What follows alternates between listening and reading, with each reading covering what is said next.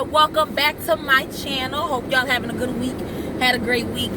I'm just trying to get myself caught up on all the episodes that I said that I was going to give you guys, and I did not. And everything. Had to get my notes together because I can't do it without my handy dandy notes, you know.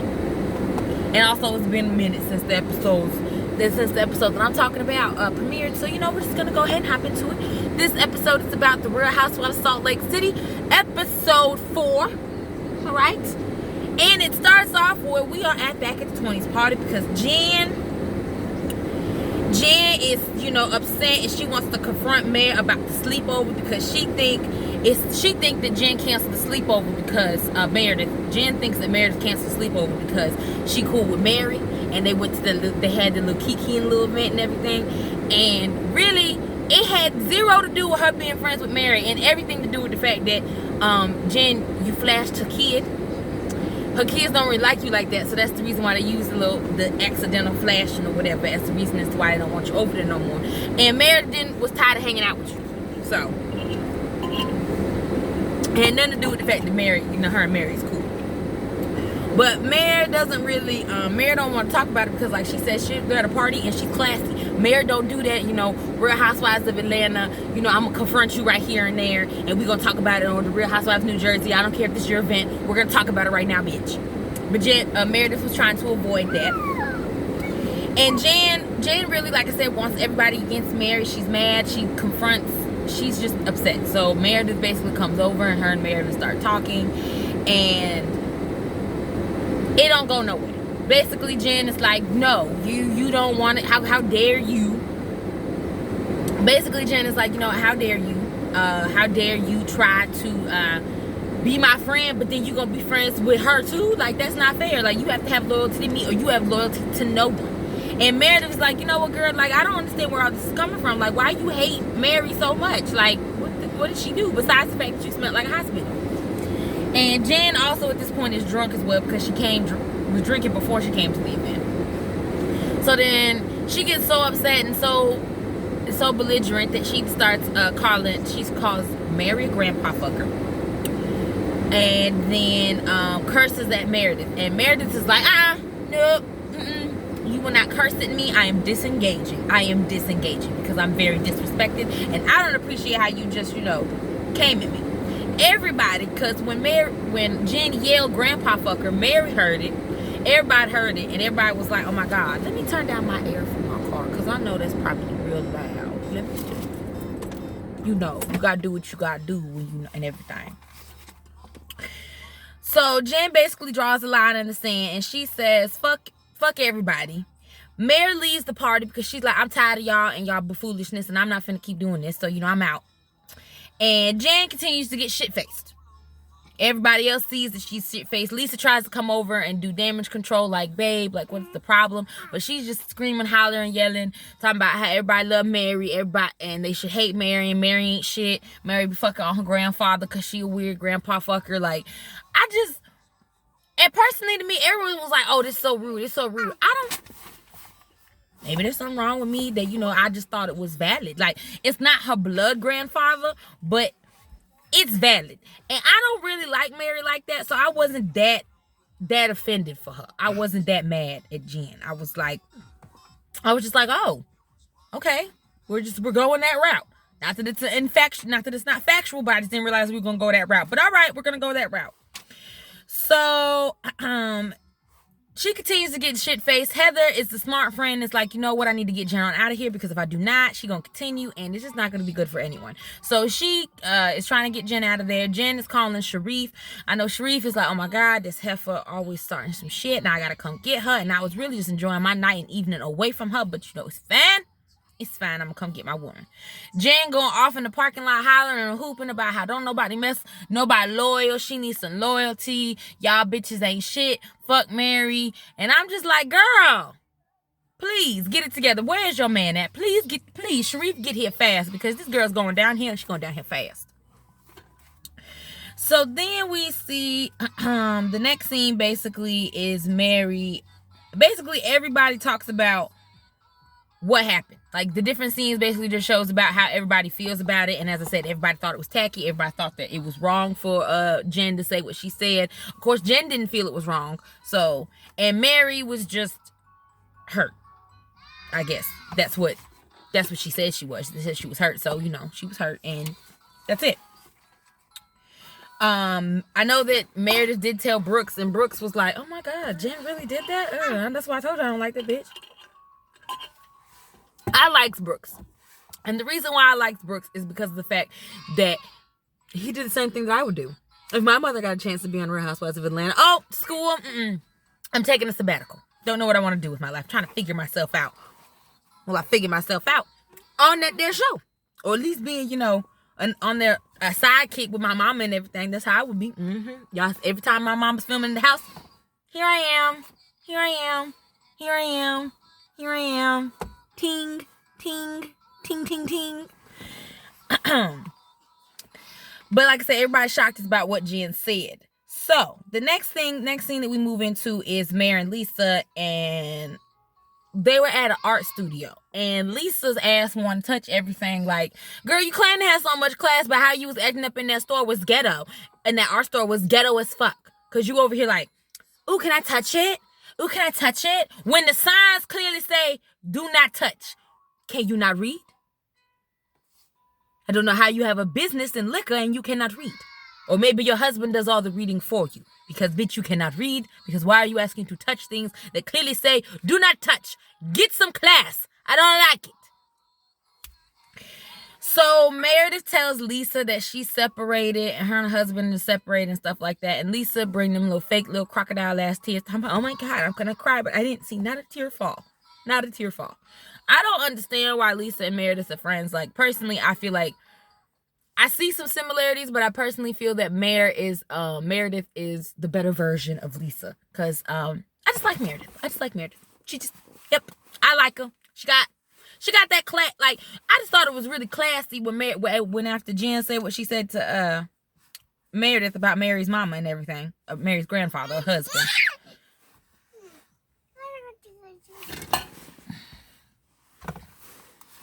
Excuse me 1 second. I have to fix, this here thing. But as I said, when Jen said what she said to start cursing out Meredith and everything, she just got up and she was like, nope, I'm disengaging. I was like, you know what? I wish I had that emotional maturity that you got right there. Because I had emotional maturity. I would have went back and forth with the heifer. That's just me. Hold on, girl. Hold on. There you go. That's just personally me.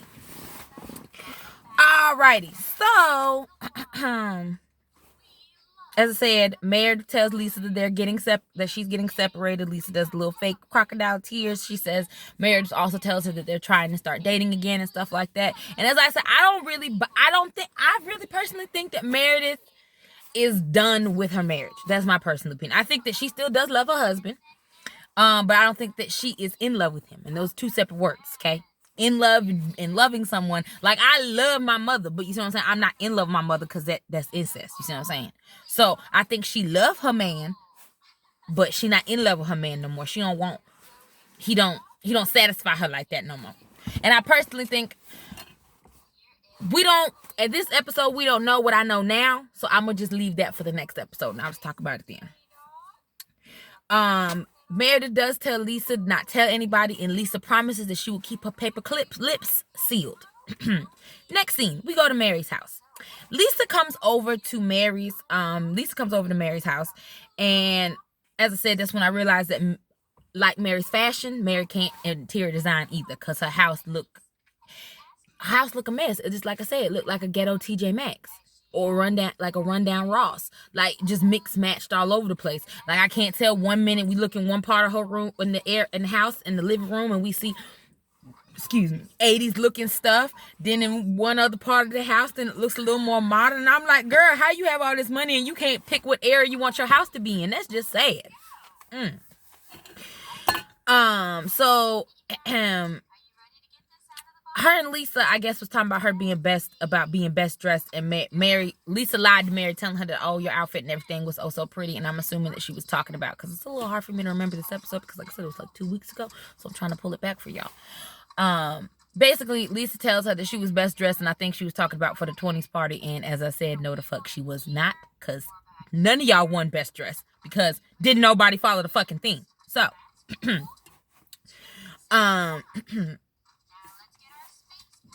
and they talk about how Mary is still jealous of her son's BF or whatever. And as I said, girl, I need you to let go. And it's really weird that you have this attachment to your son like that. Like, that's emotional incest, I feel like, what that is. That's just my personal opinion. Like, I know the mothers be overly attached to their son. I know the mothers love their sons and everything. But that over attachment mess is the reason why men be walking around here grown-ass man-childs. Okay? Because mothers be over here just loving them a little too tight. So then when they get in relationships, they seem to think that the woman is supposed to love them just like their mama loved them. And as I'm going to tell my son, the only person who love you unconditionally is me. Because you came out of me. All right? But the women or the people that you get involved with, they are not required to love you unconditionally. All right? And you need to learn there are conditions for their love. And you need to be able to match them conditions as long as them conditions are healthy and non-toxic. All right. So, Mary, go to therapy to figure out why you're so attached to your son. Maybe it's because you have nothing else going on in your life and the church really isn't popping like that. Don't know, but maybe. So that's when they start talking about this luncheon. That's what it is. That's when they start talking about the luncheon, and Mary throws the idea of the luncheon around, and she's like, I don't want to invite Jen because she's hurt by what Jen says. She's like, I don't know if I should invite her. And then Lisa's like, well, if you don't invite her, then it kind of, and Mary said the same thing, it kind of makes it look like Jen gets under your skin, so you're doing the same thing that she did to you, being petty and stuff like that. So Mary's like, I'll think about it, but I don't want no ghetto outburst from that heifer. That's basically what Mary says. And Mary comes to the conclusion that Jen is jealous of her. And how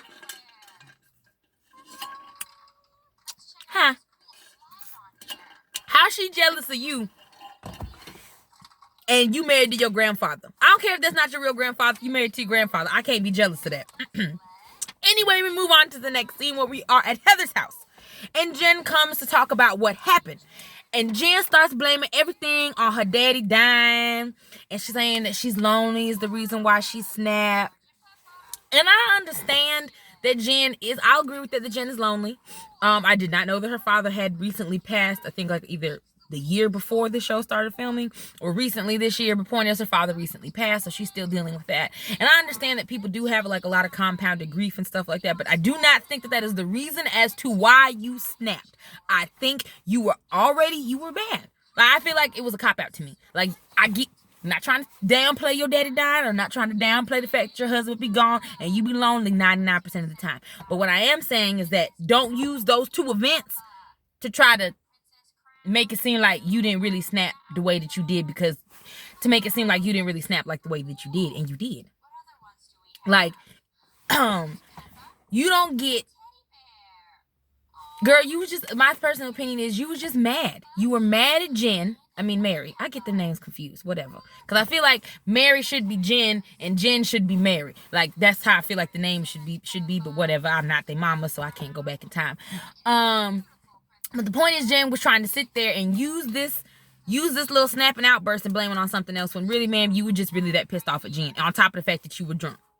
So you was just like, nah, fuck that bitch. I'm gonna say whatever I always wanted to say. You grandpa fucker. I hate you. Meredith, I hate you too, because how dare you be friends with this bitch. That's what it was. It ain't had nothing to do with your daddy and your husband. But whatever. Heather is your friend, aka, like, personally, Heather, is it just me, or is Heather giving me Robin vibes? Meaning that she's a lackey, she a follower. I ain't saying the gay vibes that Robin give off, but I'm saying that the definite I ride your coattail vibes. I don't really feel like, I'm not getting too much of a personality out of Heather, besides the fact that you was a Mormon housewife who got dumped. That's it. And then that's what I wanted to talk about. Because Jen caused, this is why I side-eye Jen, and I don't know if I can fuck with Jen like right now. Because you're mad at Meredith. Now, you and Meredith been close as shit. Now you mad at Meredith. And then you go and snitch about Meredith's marital situation, when Meredith done asked y'all to keep it to your motherfucking selves. You go and tell Heather that Meredith is separated. And see, like, look how much of a good friend I was being, because I didn't say anything. see what happens why I don't have that many goddamn friends. Because on Mad Day, you bitches show you true colors. Bitches show you true colors.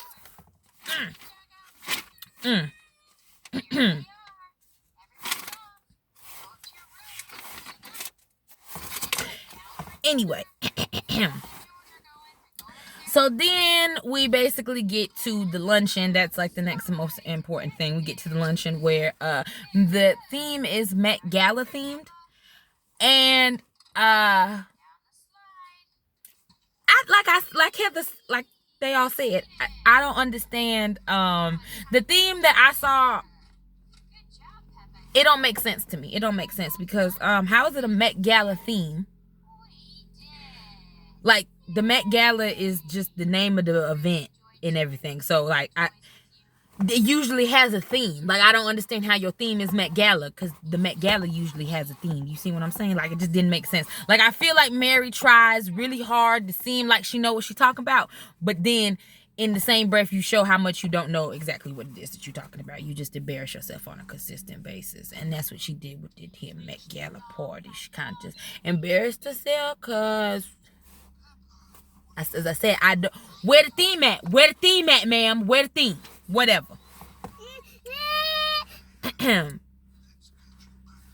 Alrighty. So basically, the episode ends, because this is going to be a short one, just so I can get it out there, because like I said, most of you already seen it already, and we already know what happens. So basically, the episode ends with Mary getting everything ready for the luncheon to have with all the girls, and she did decide to invite Jen. So Jen will be at this said little party and everything, and that's pretty much how the episode ends. Where all the women are getting ready to coming to the luncheon, and everybody's sitting down and everything. And so, well, just I'm gonna go ahead and stop this video now because we got through episode 3. Like how that was quick and easy for y'all. The extraness that I have to deal with. So, Zoli, I will go ahead and start recording for episode 5. I will see you guys in a minute. Alrighty, yeah.